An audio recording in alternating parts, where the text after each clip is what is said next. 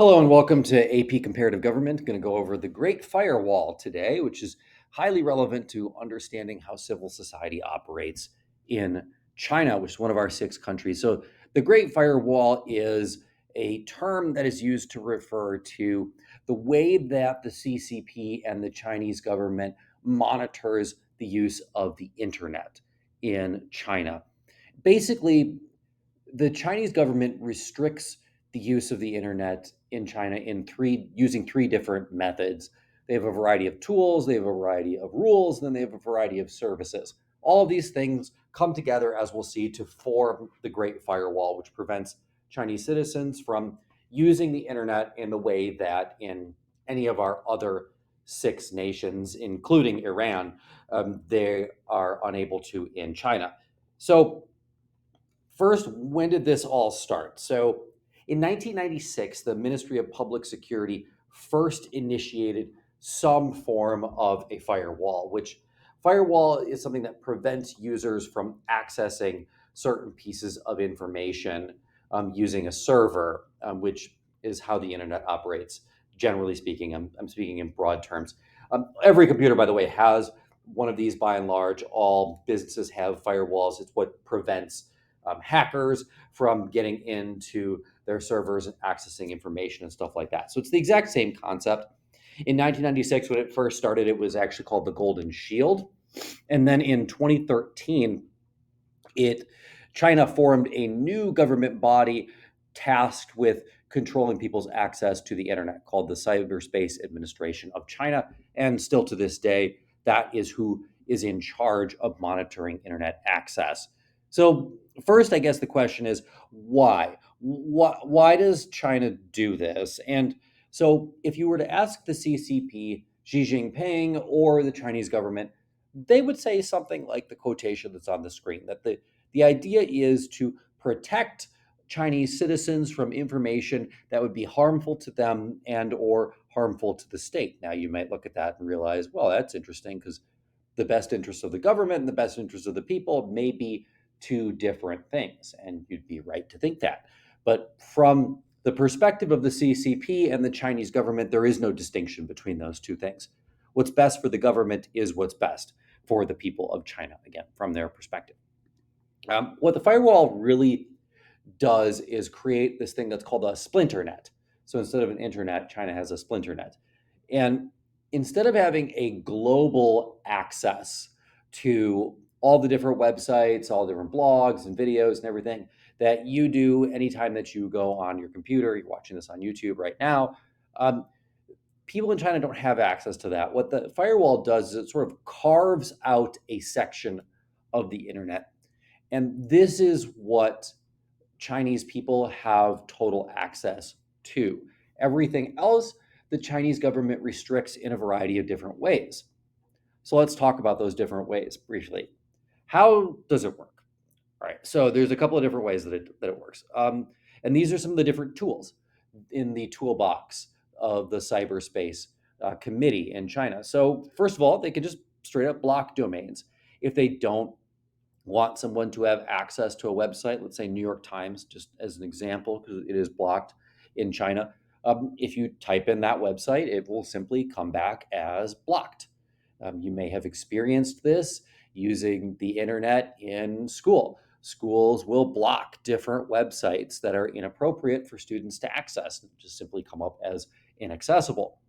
Another thing that the CCP does that's rather interesting is something that's called keyword configuration, which means you know when you type something into Google, it'll kind of finish the phrase for you. So the CCP figured out like what they'll do is they'll just kind of redirect someone's search to something that they deem to be appropriate and sort of try to get them away from items that the CCP doesn't want them to have access to by automatically finishing search terms for them. This is similar to URL redirection. So URL is the website address. So let's just say I type in New York Times. Like I don't put in the exact website, but I put in New York Times into the search bar. So instead of taking me to the New York Times website, which would be logical, instead the URL gets redirected to a site that may be like similar to the New York Times, but isn't that actual website. So it kind of makes it difficult to get where you're going by constantly sending you in the wrong direction. The other thing that it does is these last two things are what's called friction.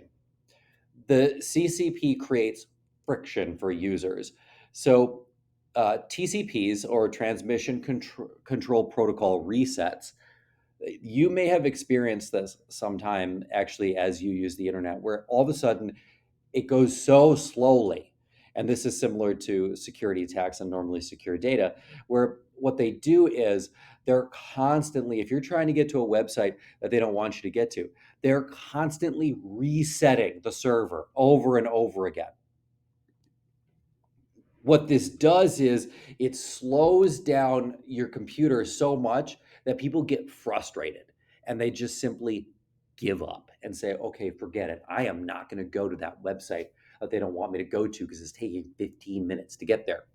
And the last one, which is tangentially related to that because it slows down your computer as well, but what they'll do is essentially they will have access to data which is normally secure. So, what the sites that you're going to, your IP address, some of those things, you normally can't see that unless you're using a specific type of network. But what the CCP can do is it can gather all that information. And so they use this as a scare tactic. Essentially, like, we know the websites you're going to. And if you go to websites that are prohibited, we might pay you a visit at some point. The last thing that they do is called flooding. So they do friction and flooding.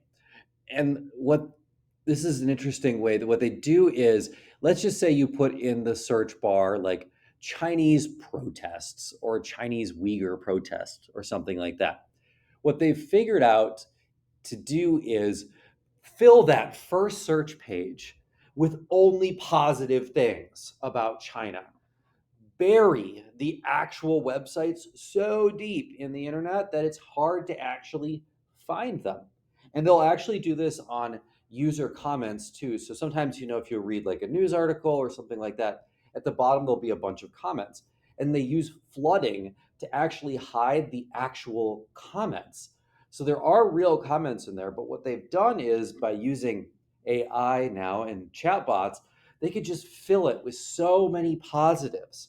Xi Jinping is amazing. He's the greatest. He doesn't look like Winnie the Pooh. What are you talking about? And you just fill this thing, and it makes it so hard to sort that out from reality. But most websites are just straight up blocked. Most domains that you may want to have access to in China are just blocked. There's a list of a bunch of them up there, but you can probably notice a lot of things that you may go to on a daily or a weekly basis. You just simply don't have access to when you go to China. So most Chinese people resort to something called WeChat. It's kind of like a catch-all. You can text, you can send videos, you can actually get access to the internet using it. It's sort of ubiquitous in China. Everybody uses it. Um, it's their equivalent of Snapchat, Instagram, texting, Facebook, kind of all rolled into one. So they don't have access to a lot of those other services that we're used to in the West, but they sort of have this catch-all app that you can do all those things from. Basically, everyone in China uses it. Now, you can, in China, get to the regular World Wide Web. You have to use what's called a VPN, which is a virtual private network. Uh, China nominally allows these. What a virtual private network does is it hides where you're accessing the internet from. So if you use a VPN and you're in Beijing, the internet server doesn't know you're in Beijing. You may be in New York City, you may be in Johannesburg, you may be in Paris for all it knows, right? So it doesn't restrict it in the same way that it would otherwise. Now, VPNs, as I said, are nominally tolerated in China. A lot of people who work for foreign companies have them. A lot of people who work at universities have them. Some normal Chinese citizens have them. However, every once in a while, the CCP will just, through the Ministry of Public Security, crack down on VPNs. And if they know someone has them, they'll just simply show up at your house and arrest you, and you'll receive some sort of a penalty for having them. So You can have them, but they certainly come with a risk. And these are all the different ways that China restricts access to information. So why is this relevant to our class? Well, it's relevant because it impedes the growth of civil society. It's hard to have outside things like trade unions or civil liberties groups if you don't have access to real information and if you can't communicate with other individuals in the groups using things like discussion boards, chat posts, stuff like that. Even frankly, secure email that someone from the government isn't reading, because by accessing your secure information, the CCP can do that unless you're using a VPN. So that inhibits the growth of civil society. What does it also do? Of course, it also is a huge restriction on civil liberties. You don't have free access to information. There's no opportunity for free and open discussion or dialogue. And so these are all restrictions on civil liberties. Remember, civil liberties are rights that are guaranteed to everyone. Civil rights are rights that are guaranteed to minority groups. So that's the distinction between those two. It can also apply in a variety of different ways, but going into the test, the Great Firewall is definitely an excellent idea or term to have in your back pocket.